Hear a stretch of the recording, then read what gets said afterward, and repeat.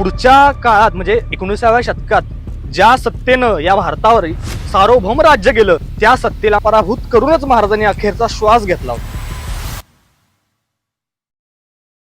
खांदेरीची मोहीम ही छत्रपती शिवाजी महाराजांच्या आयुष्यातली सर्वात शेवटची मोहीम होती. खांदेरी बेटावर किल्ला बांधणं हे महाराजांनी का ठरवलं? महाराजांनी प्रामुख्याने आरमार उभं का केलंय तर सिद्ध्याविरुद्ध लढण्यासाठी महाराजांनी आरमार उभं केलं असं महाराजांनी घोषित केलं. हे सिद्धी तर वारंवार आपल्या स्वराज्यावर हल्ले करायचे किंवा जाळपोळ करायचे, लुटालूट करायचे, पण हे जे इंग्रज होते मुंबईचे, ते मुंबईचे इंग्रज मुंबईमध्ये सिद्ध्यांना आश्रय द्यायचे. खरं तर इंग्रजांचा पण नाईलाज होता, कारण मुघलांना जर आपल्याला विरोध करायचा नसेल तर सिद्ध्यांना आश्रय देणं हे इंग्रजांना भाग होतं. त्यामुळे हे मुंबईकर इंग्रज जे होते ते सिद्ध्यांना मुंबईमध्ये आश्रय द्यायचे. आणि हे सिद्धी त्या मुंबई बेटावरून स्वराज्याचा जो मुंबईच्या जवळपासचा जो भाग असेल स्वराज्याच्या त्या भागावर हल्ले करायचे आणि तिथे जाळपोळ करायचे, लुटालूट करायचे. आणि आता या सिद्ध्यांना जर आपल्याला वचक बसवायचा असेल आणि या इंग्रजांना सुद्धा आपल्याला धडा शिकवायचा असेल तर या मुंबईच्या जवळ एखाद्या बेटावर आपला किल्ला असायला हवा असं महाराजांना वाटलं. म्हणून महाराजांनी या खांदेरी बेटावर किल्ला बांधायचं ठरवलं. पावसाळ्याच्या दिवसात महाराजांनी या खांदेरी बेटावर किल्ला बांधण्याचा निर्णय घेतला. ऐन पावसाळ्यातच महाराजांनी हा किल्ला बांधायला का घेतला असेल तर या काळामध्ये सिद्धीचं जे आरमार होतं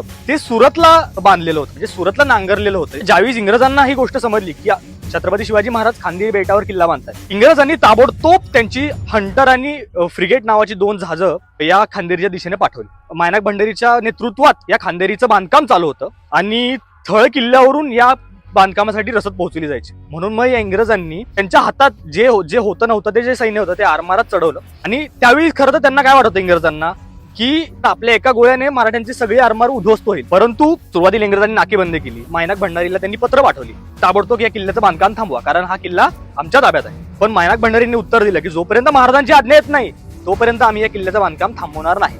म्हणून मग इंग्रजांनी ठरवलं की आता हल्ले करायचेच. म्हणून मग इंग्रजांनी हल्ले करायला सुरुवात केली खांदेरी किल्ल्यावर. तरी सुद्धा मायनाक भंडारी त्याचं जे बांधकाम होतं किल्ल्याचं बांधकाम, त्या मायनाक भंडारीने ते किल्ल्याचं बांधकाम थांबवलं नाही. थोड्या काही दिवसानंतर म्हणजे ऑक्टोबरमध्ये दौलत खान मराठ्यांचा आरमार घेऊन मायनाक भंडारीच्या मदतीला आला आणि मराठ्यांच्या आरमाराने इंग्रजांच्या आरमाराचा पार धुव्वा उडवून टाकला. मराठ्यांना भरती ओहोटीची आणि किनारपट्टीच्या भागाची किंवा बेटांवर किंवा समुद्रात कसं युद्ध करायचं याचा इंग्रजांपेक्षा जास्त ज्ञान होतं.